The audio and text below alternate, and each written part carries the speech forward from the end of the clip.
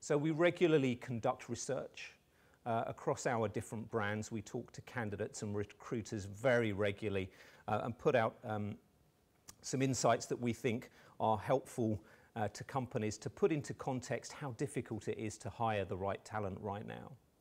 And about 2/3 of employers that we spoke to said that they feel they're really being impacted by a skill shortage. The skills gap is growing. You're probably familiar with this phrase, the war for talent, that was coined back in '98 by this McKinsey consultant, and it's probably more of a challenge than it is today compared to 20 odd years ago when it was first coined. About 1 in 5, around about 20%, are saying that they feel that the skills gap is even going to broaden as the year progresses, and not going too deep into the B word, but around half people that we spoke to think Brexit is going to make this more of a challenge. So, whether it's uncertainty, whether people are really contemplating a hard Brexit or even acquiescing a no-deal Brexit, it certainly seems to be impacting the UK labour market and talent overall. I think it's interesting if you take a double click onto the data equally and you look at what career level the skill shortage is most acute. And you'll see here that the mid-management level has the greatest squeeze right now. Our hypothesis on this is really based around that financial crisis back in 2008, where companies started to reduce their graduate schemes, their graduate intake, and a lot of candidates that were entering the labour market really were perhaps underemployed, starting to work in jobs that they perhaps weren't ideally looking for, not really heading on the right career path. Wind the clock forward 10 years now since the financial crisis, and actually that shaky start of people entering into the labour market 10 years ago means that they probably didn't progress their skills and their career in the way that they wanted to, and they're probably not in these mid-management roles where the skills shortage remains a huge issue. So let's look at some of the highlights from the research. If we look at the overall attractiveness of the UK and compare this to when we asked the question the last time back in 2014, the UK has become less popular. It's gloomy news. There's a skills gap. We have this whole potential uncertainty around Brexit, which perhaps isn't the best moment for people to consider setting up a new life or a career in another country. Donald Trump's America has retained its #1 place, which I thought was quite interesting, as the last time we ran the research was pre-Donald Trump's administration. But you can see here that Germany, that we've talked about a couple of times, it certainly came up on our table in the discussions this morning. Germany's really in a situation where they have an aging population, they have a heavily declined birth rate, the country is shrinking, they need talent to go and support the companies in Germany that need to recruit, which is why there's such an acute skill shortage in Germany. And good news for Germany, they're the second most desirable country of the world that people want to live and work in. Some desirable companies, desirable brands, and a relatively low cost of living. Anglophone countries always feature very high, so English being the second language that's most widely taught in the world. So you'll see here, US, Canada, Australia, UK always fare particularly well, but it's obviously a bit of a disappointment for us in the UK right now that people are a little less willing to come here.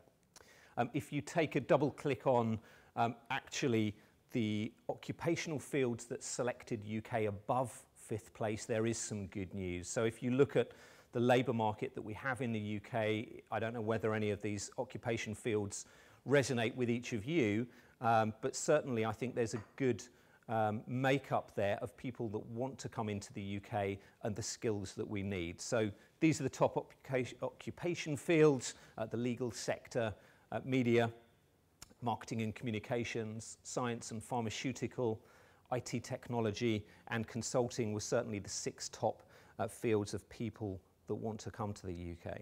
The next trend, and this is really quite starkly different to when we asked the question back in 2014, is that workers in the UK are also much more willing to go and work abroad than ever before. So back in 2014, when we asked this question, it was around 44% of British people. this has risen by 18%, which is the largest increase of any country of the world, even including those that have, still have political instability or perhaps economic instability. This shift in UK workers being much more willing to work abroad has really been a significant spike. Why is this?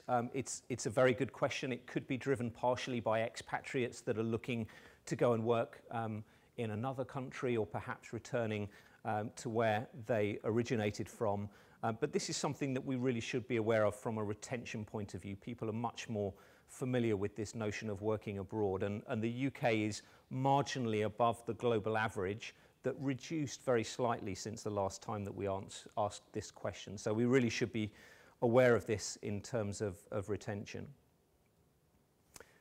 So what about the most sought after skills? We looked specifically into 3 categories, and bearing in mind we go very deep into this data with our questionnaire. So we talk to people that have maybe already worked abroad, people that have perhaps studied abroad already. We go very deep into the topic.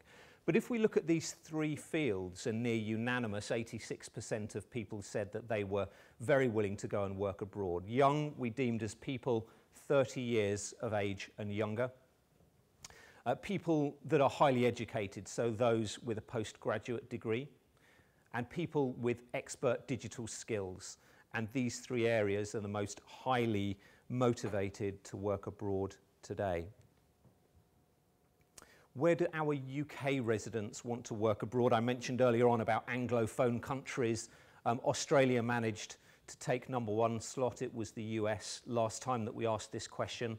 More English-speaking countries, Canada, New Zealand, Ireland, and then probably quite closely related to the languages that we teach in our schools here, French, German and Spanish being the top 3 languages. But you get an idea of which countries candidates in the UK want to move to. Of course, the big question for everybody overall is, what are your reasons for working abroad? What are the drivers behind getting you to move abroad? So we gave a very long list of motivating factors, and we asked candidates to rank in top order which were the 10 most apparent reasons that were driving them to work abroad. So personal experience overall came up very highly indeed. So this opportunity to broaden their experiences, perhaps learn a new language, live in another culture, and of course build a new network of friends and colleagues around the world.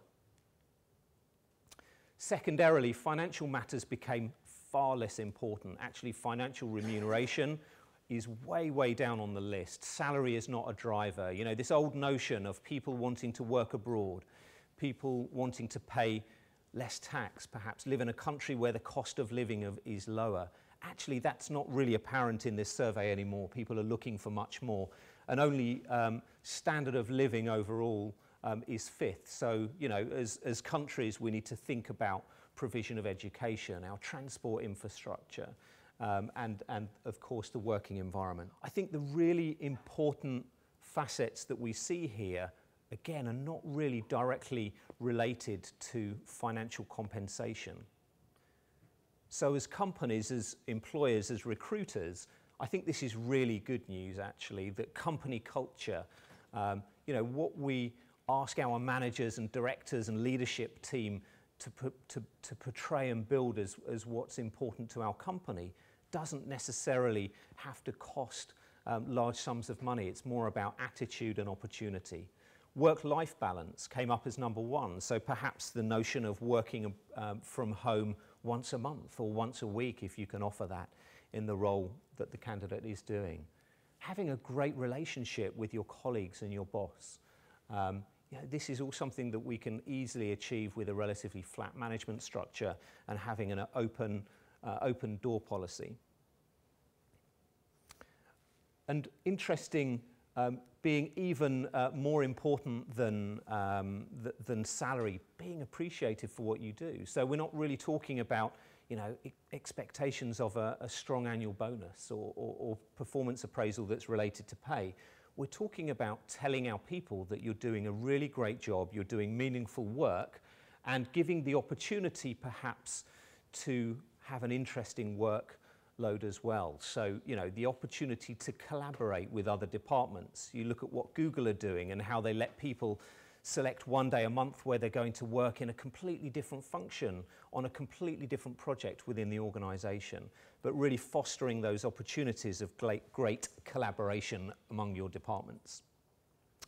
And then finally, this kind of longer term pragmatic approach in terms of career development.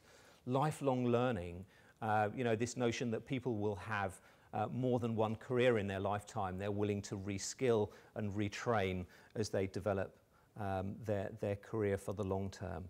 And from a UK point of view, I think we can really think about these facets and bring them into our retention strategies.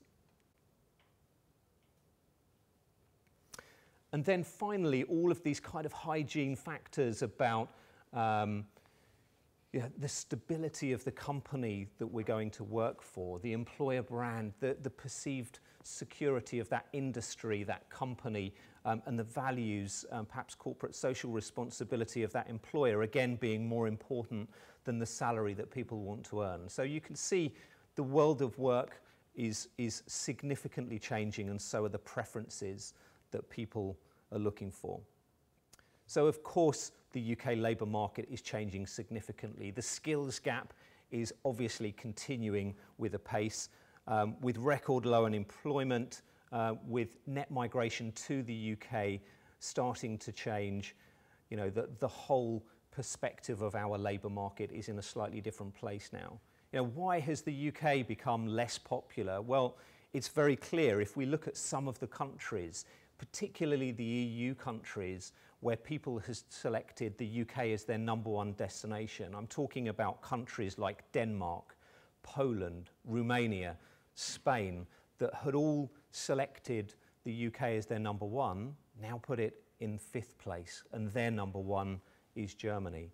If we look a bit further afield, United Arab Emirates, that had selected UK as a #1, it's now the 6th country for them. And even further afield to China, where they selected UK as the #1 work abroad destination, today it's their 7th most popular. So we really need to think about how we can focus in the right areas to build and develop the right culture and environment within our companies, but really focus on the candidates that are most likely to come to the UK.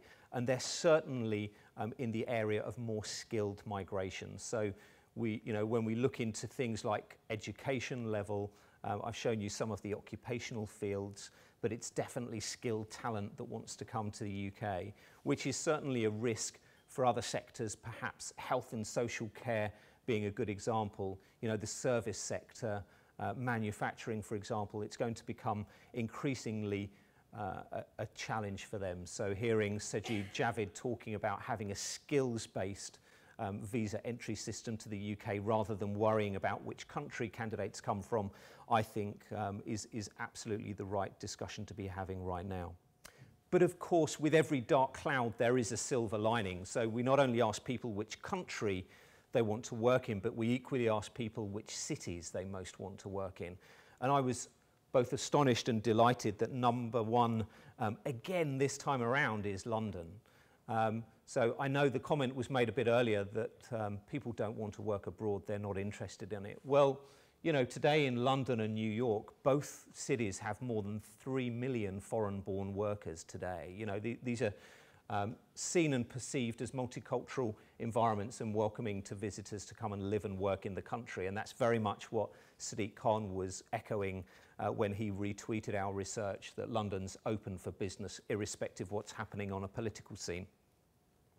Berlin is doing a great job. Berlin actually replaced Paris as the 3rd most desirable city of the world. Berlin's got quite an interesting startup culture, a lot of people working in technology, and many people that are living in Berlin don't even speak German. That you can really get by living and working in Berlin just with the ability to speak English. Barcelona, you know, what's not to like about a city with a beach and a relatively low cost of living? I'm not surprised that Barcelona has upped the rankings somewhat. Amsterdam is interesting. They had an 11-place rise, and Amsterdam and the Netherlands have really become popular in the top stakes and definitely taking some of that shine that used to be focused on the UK. Dubai beat its slightly larger capital city of Abu Dhabi, and for the first time got into the top 10. Los Angeles managed to replace San Francisco. Paris, I mentioned, dropped down, and very importantly, Tokyo managed to get into the top 10 for the first time. And Japan, by the way, has a bigger demographic issue than Germany does today. So the forecast over the next 25 years in Japan is that their population will decline by 1/3. For a G7 country with a population of about 130 million people, this is really going to decline down to around 85 million people. They need talent to go to Japan, just like Germany does and just like we do in the UK.